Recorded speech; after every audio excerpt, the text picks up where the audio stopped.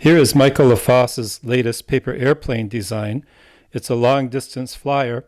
We named it after our friend from Cornell, Shigeo Kondo, because at age 97, he goes the distance. The Shig is folded from a single square. This example was folded from a standard 15 centimeter square of origami paper. You may use other sizes, including squares neatly cut from letter paper. For demonstration purposes, I shall use this larger square.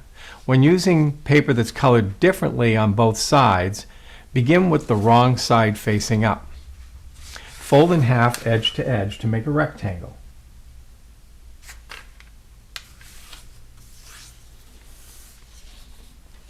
This produces a long fold edge, and parallel to that, we have long cut edges.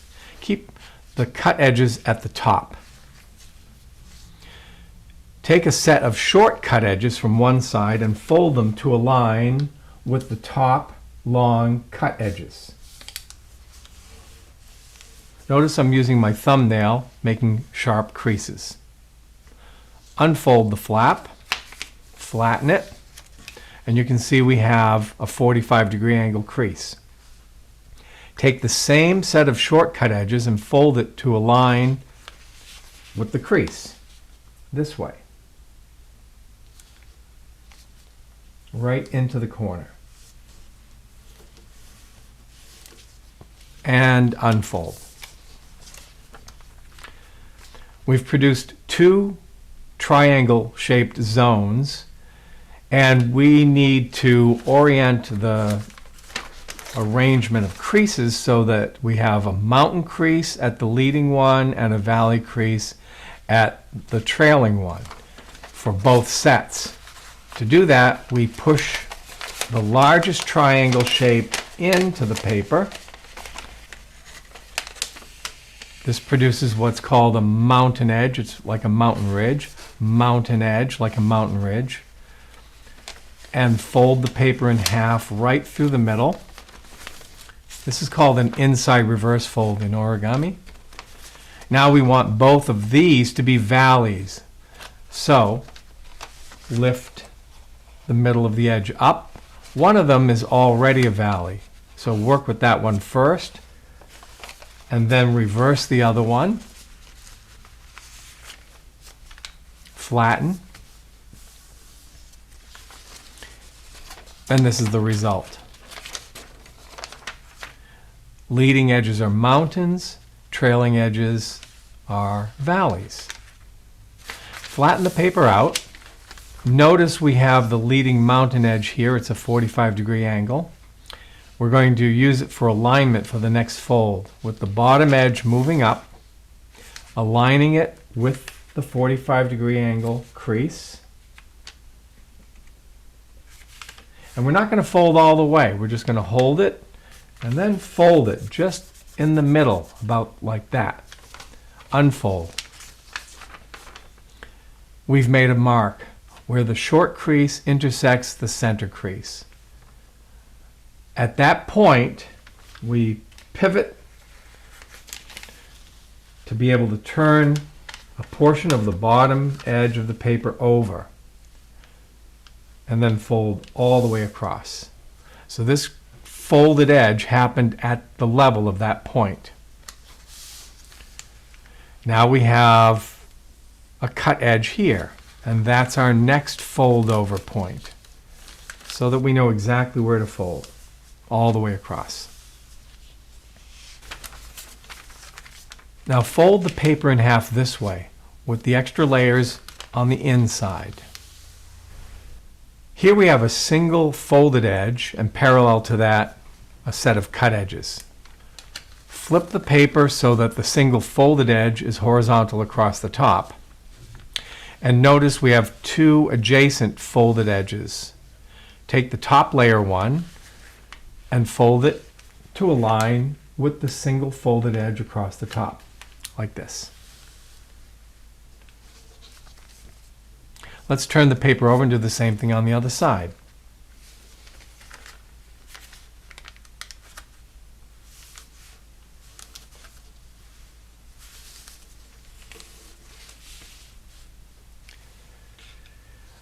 Notice we have some creases here.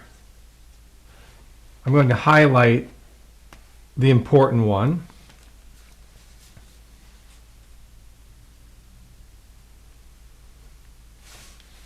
And there's another one in there. This is our target for our next fold. Take the short cut edge at the bottom and fold it to align with that crease, right into the corner. And that produces a stabilizing wing flap. Turn the paper over to the other side and copy the shape by folding over to match. And remember, right into the corner.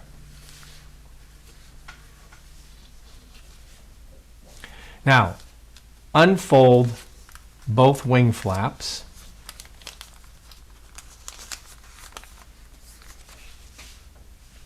And open the large flap you see here.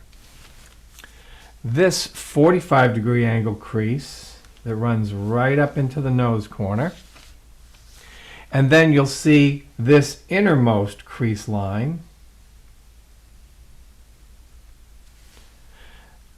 that hits the edge there. Take this bottom corner and fold it to touch some point along the 45-degree angle crease. But don't flatten until you've adjusted the shape, rotating it this way, so that the new folded edge stops at the end of this innermost crease. Let's turn the paper over and do the same thing on the other side. Unfold the major flap and copy the shape. Using the creases that already exist, fold this flap over and then restore the stabilizing wing flap. Do the same thing on the other side. Fold the flap over and restore the stabilizing wing flap. I've devised a number of pasteless locking techniques for my paper airplanes, and one of them is a nose lock produced from a triangle shape that has a pocket behind it. Notice that the free edge of the triangle is divided into two halves. And then we have the leading edges of the nose of the plane. So here's how this works. Take one half of the free edge and fold it to align with the adjacent leading edge on the nose. And you need to only fold into the center when you do that. Then do the same thing on the other half. The other half is folded to the adjacent edge on the nose. And you produce something that looks like this. Fold the paper in half. And this point here is the nose lock. And we're going to use it when we set the wings. Take one wing, bend it down to the stopping point in the nose lock, and don't flatten the paper until you check the alignment.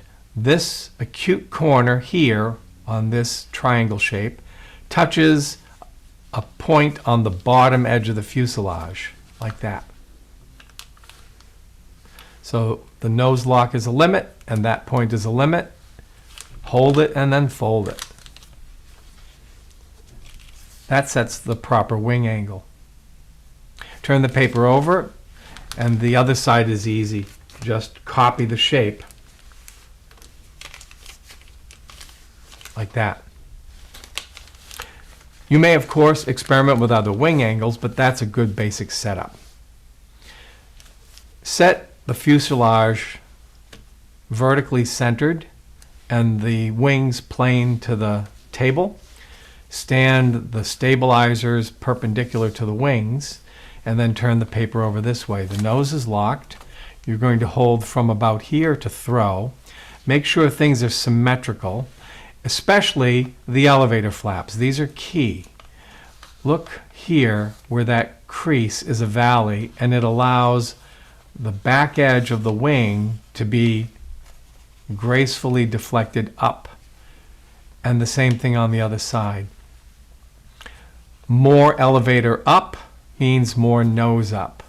Flattening it a little more will bring the nose down to level. And you can make adjustments as you see fit. So here it is, the Shig. It's a wonderful plane. It just keeps going. So give it a try and enjoy.